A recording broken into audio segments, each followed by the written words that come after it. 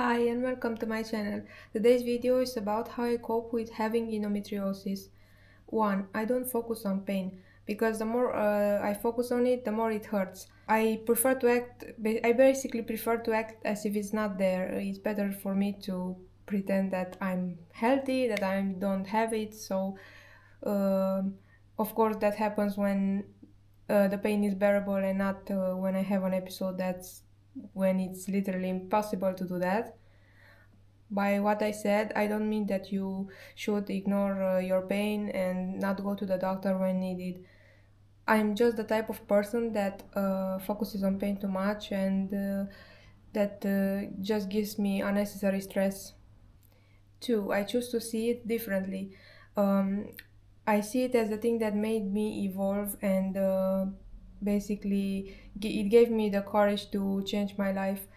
Um, I'm now, I can say that I'm now more scared of the disease than anything else, really. I know that doesn't sound very encouraging, but for someone that didn't really do much with her life, didn't really try to change her life either, this disease made me made me want to do something with my life.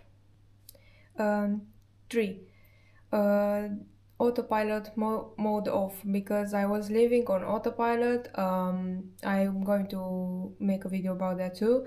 I was only wishing for things but never really taking action. Um, this disease has made me realize that life is finite. Not that I didn't know that before, but I ever since I got diagnosed, I felt it. I don't know how else to put it. Um, Endometriosis made me finally wake up. I know that this disease can be so debilitating sometimes, um, and I knew that if I didn't take action to change my life, I would actually end up having to attend my own pity party and live a life full of misery. 4. I stay active, whether that is by walking my dog or just doing workouts at home.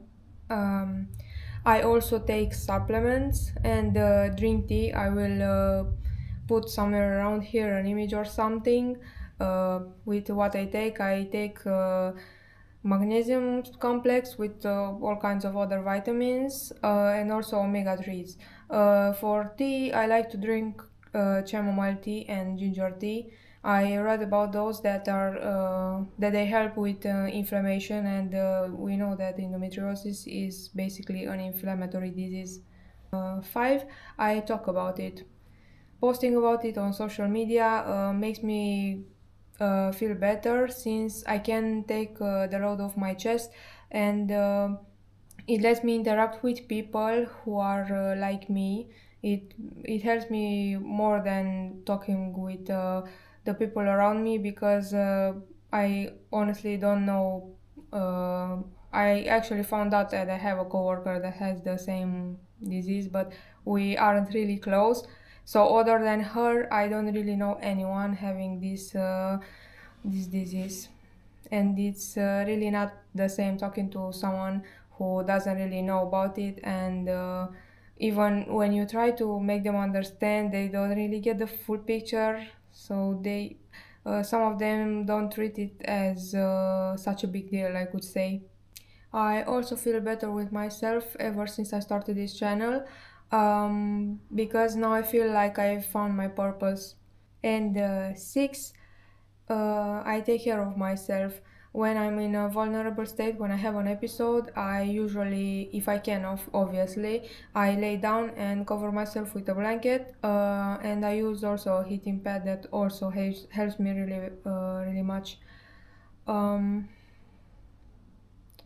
I also move as little as possible, only when necessary. I usually tend to wait for the pain to leave because medicine doesn't really help. Painkillers don't help at all. So that's about it. Thanks for watching and see you next time. Bye!